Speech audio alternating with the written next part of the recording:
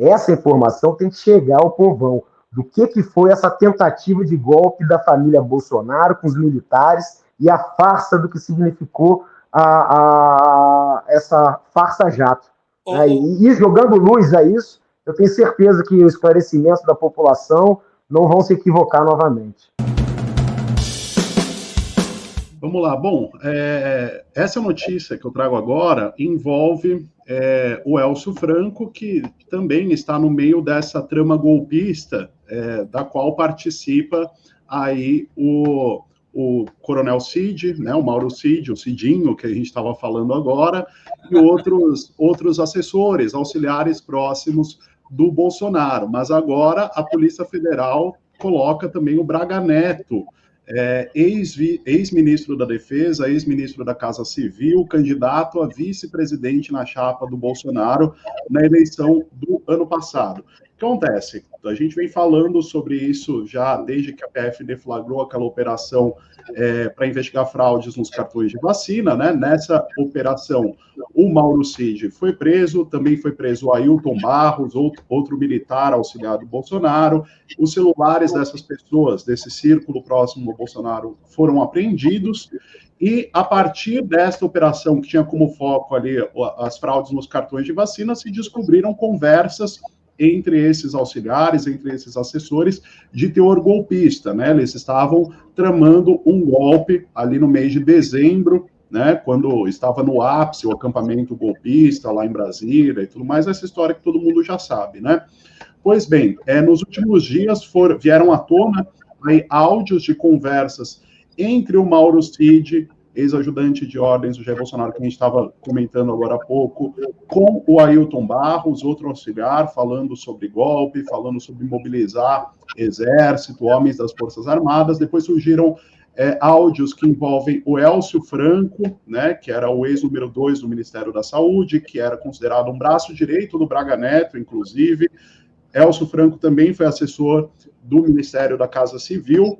E agora, a Polícia Federal, a partir dessas conversas que ela analisou, dessa trama golpista entre essas figuras, quer descobrir também se o Braga Neto participou desses diálogos.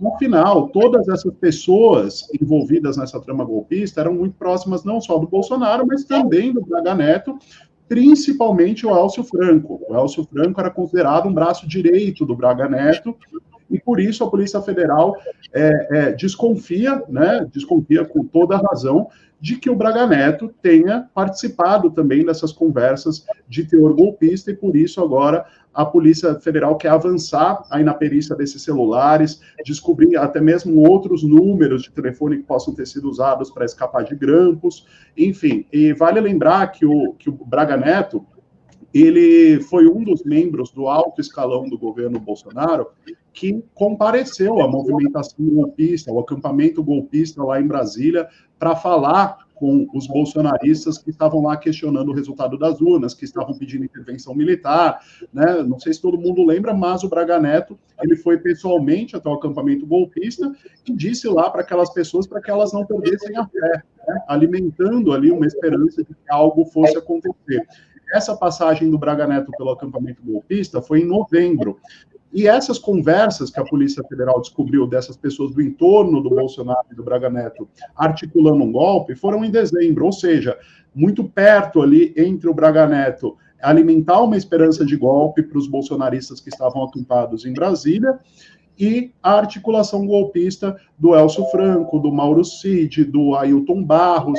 Enfim, então os três nomes que a gente já tem conversas, já tem registro, áudios de WhatsApp falando sobre golpe, são Ailton Barros, Elcio Franco e Mauro Cid.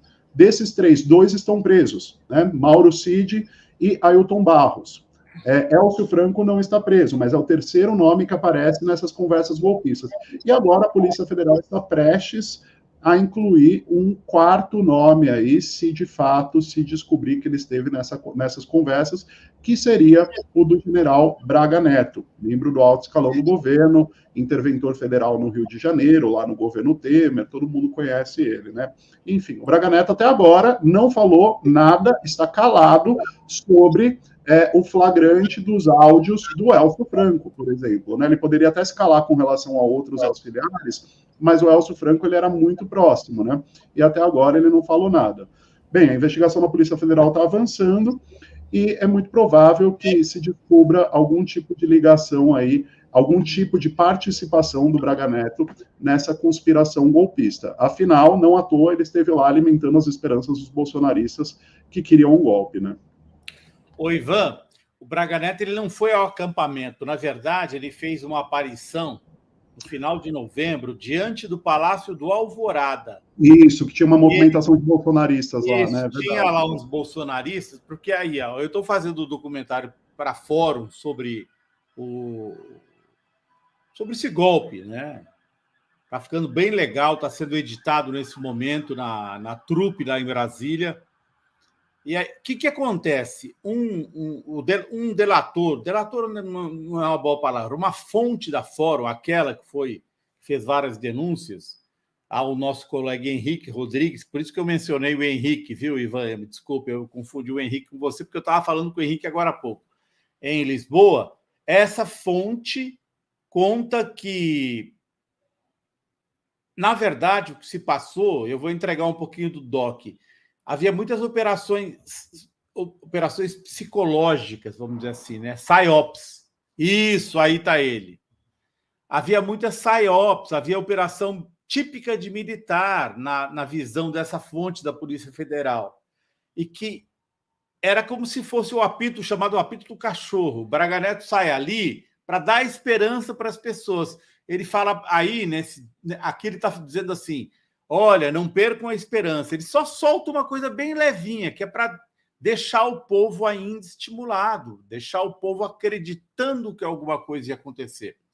Segundo ponto, o Mauro Cid, eu não sei se vocês sabem, que em dezembro, antes do Lula assumir, o Bolsonaro queria botar o Mauro Cid para ser o comandante de uma brigada militar de Goiânia, que é muito importante. Uma brigada que estava que é uma brigada capaz de dar um golpe de Estado. Isso foi impedido.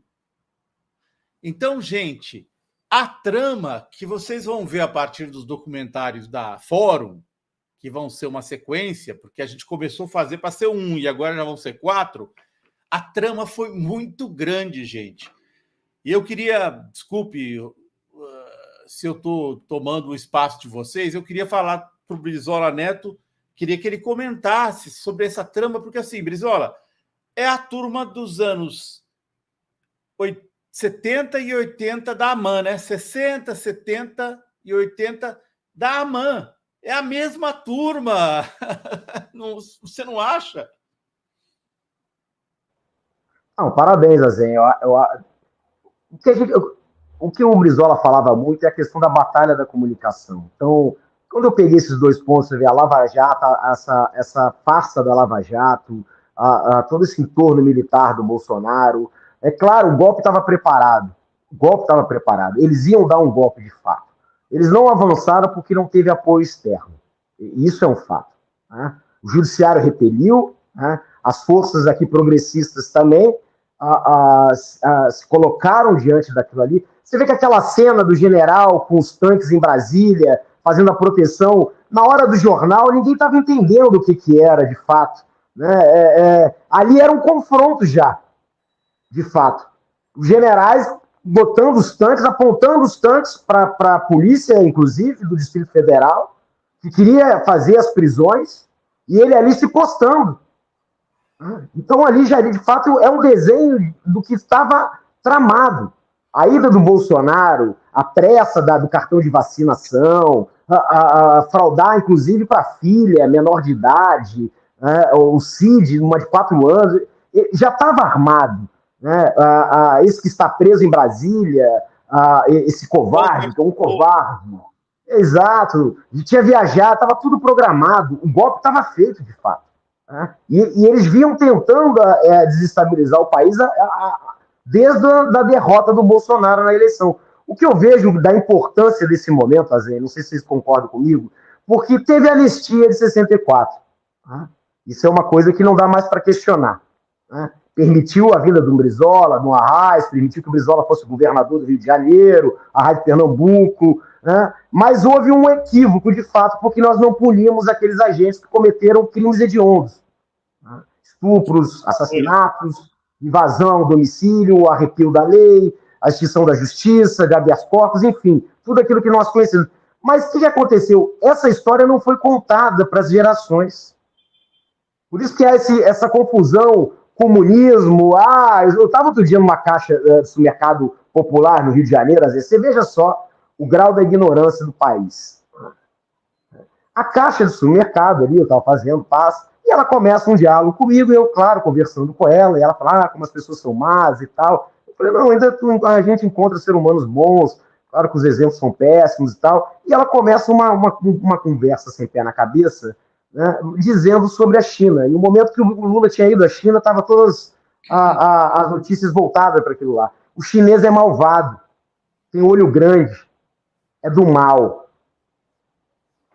Eu falei, mas de onde a senhora tirou isso? O chinês, inclusive, tem olho pequenininho, enfim, não tem olho grande. Como é que a senhora... Não, eu estou dizendo, eles são malvados, não querem ajudar a gente, são malvados, querem prejudicar a gente. Né? São os comunistas.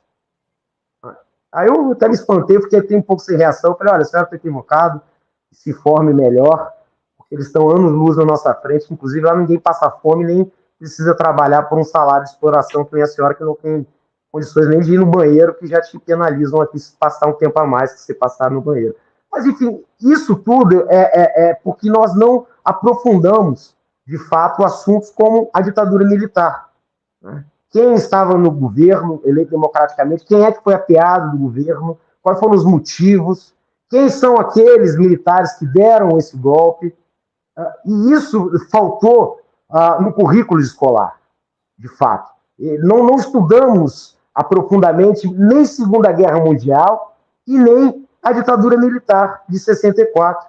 Né? Pois veio a anistia, parece que não poderia falar mais nada sobre esse episódio, parece que ficou uma coisa apagada, né? E aqueles que foram vítimas do processo, né, em determinados momentos foram ocultados, né, como a memória do João Goulart. Se você for numa universidade e perguntar quem é o Jango, a maioria dos estudantes não vão saber responder quem foi João Goulart. Não sabe responder. Brizola, por favor. O pessoal, por exemplo, não sabe que uma pesquisa feita um pouquinho antes do Jango ser deposto colocava ele como favorito para vencer a eleição. O Jango era um cara popular. Ele foi derrubado como um líder super popular do Brasil com o testemunho do Ibope. E esconderam... Era a continuidade, né, Azenha, do trabalhismo, que estava na memória coletiva da população, nos ganhos laborais, dos direitos laborais e sociais. Um país industrializado, com emprego, com educação pública, ou seja, rumava para se transformar aqui em uma grande potência, ou seja, sujeito da sua própria história. O Brasil como coração do mundo. Essa era a proposta trabalhista que visava o caminho socialista. A gente estaria em pé de igualdade com a China hoje em dia. Então, houve esse corte histórico. Então, eu diria que a gente não pode repetir o mesmo equívoco de ocultar essa história. Então, nós temos que revelar o grau